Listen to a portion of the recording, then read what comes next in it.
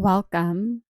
I have a fantasy bedtime story for you to relax you and help you drift off to sleep. And this story is especially for if you're waiting for the one, but you might just enjoy it even if you do have that love in your life.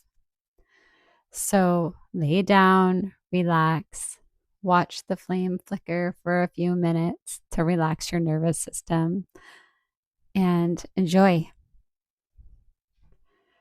If you accept that there is a battle between light and dark going on in this planet, and you accept that it is very much an illusion, a matrix, then you may be open to the possibility that there are spiritual queens among us here bringing massive light, healing abilities, guidance to help battle the darkness.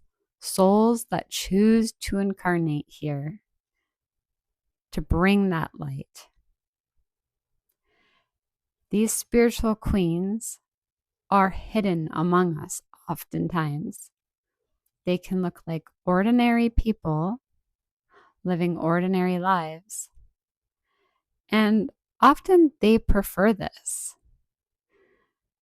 They know the impact of their light, so they hide among us,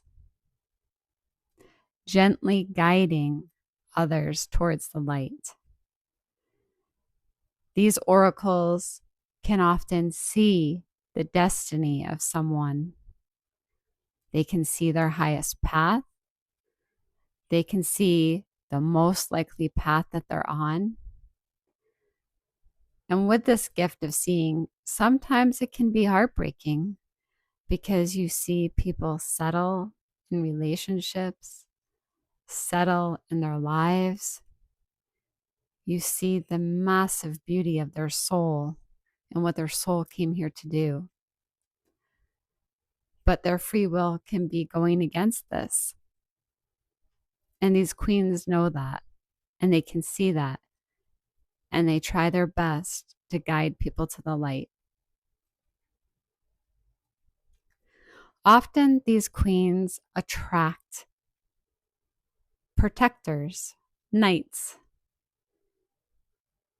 people that are drawn to her, in ways that they don't understand, that are here to help keep her safe.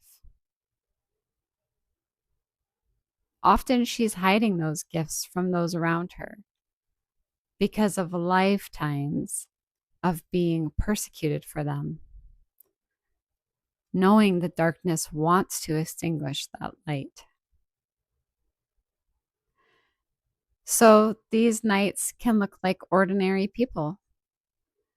They can be the neighbor that's extremely protective over her and her children, that makes cars slow down around them, that protects them from wildlife like bears. It can be someone at their work,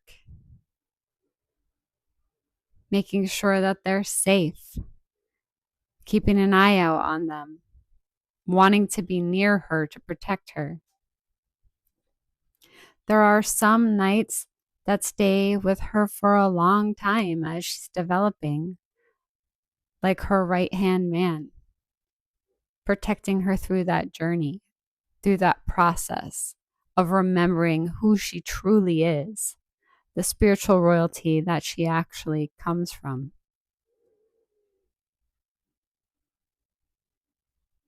And she has gratitude and love for these knights for protecting her and keeping her safe. But she knows that they are not her king.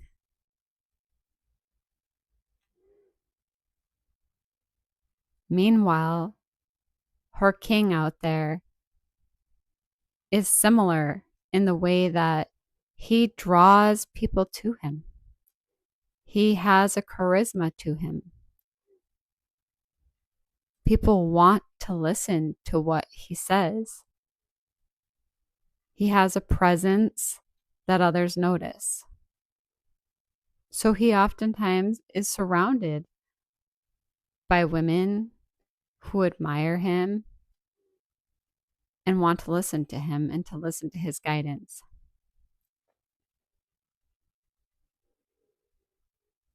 But a queen needs a king who is able to be extremely in touch with his soul. The test for the king is, does he have the ability to go deep within his soul to recognize his queen when she arrives?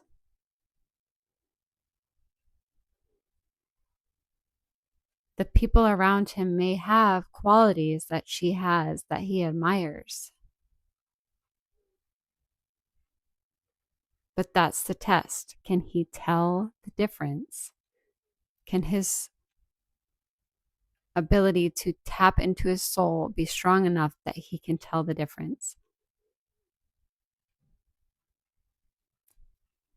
Often in life, queens are not able to meet their king or the queen, whatever your flavor, until later in life. These old souls often meet later in life. And this is because of their massive ability to love, their massive depth to love. Because if a queen met her king early on, her tendency would be to pour all of her love and energy into him to build him up instead of working on her gifts, developing her gifts. These queens can often also be surrounded by animals, cats to protect her in the spiritual realm, dogs to protect her in the physical realm, birds that remind her of the freedom of her soul, that help her to remember she can fly.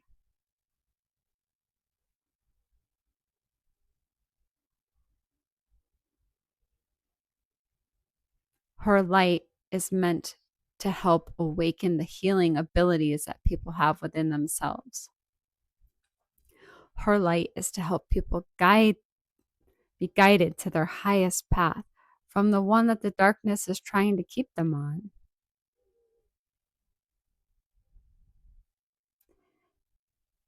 And it can be heartbreaking when she sees the darkness win and hold someone back.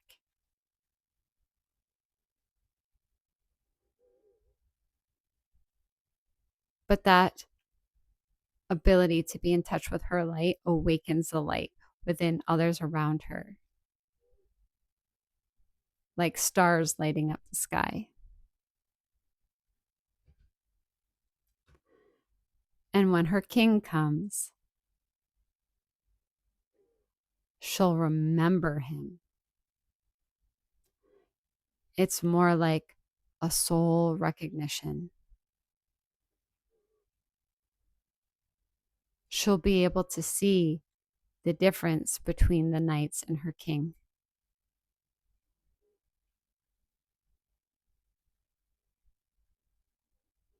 So if you have not met your king or your queen yet,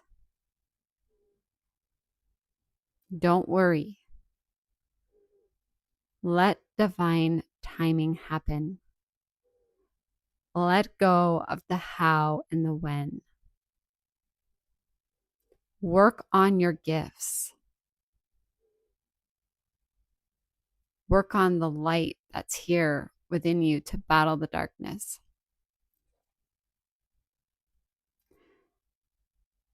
You will meet them,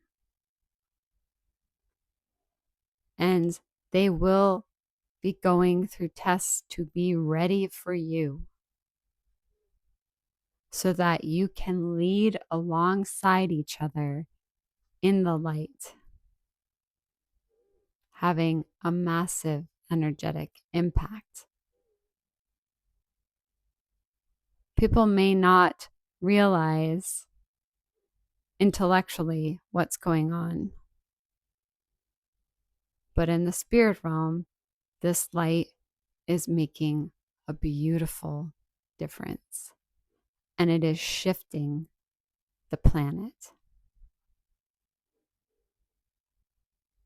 So fall asleep tonight knowing this soulmate is being prepared for you, is working on their gifts. And when the time is right, destiny will take over. Good night.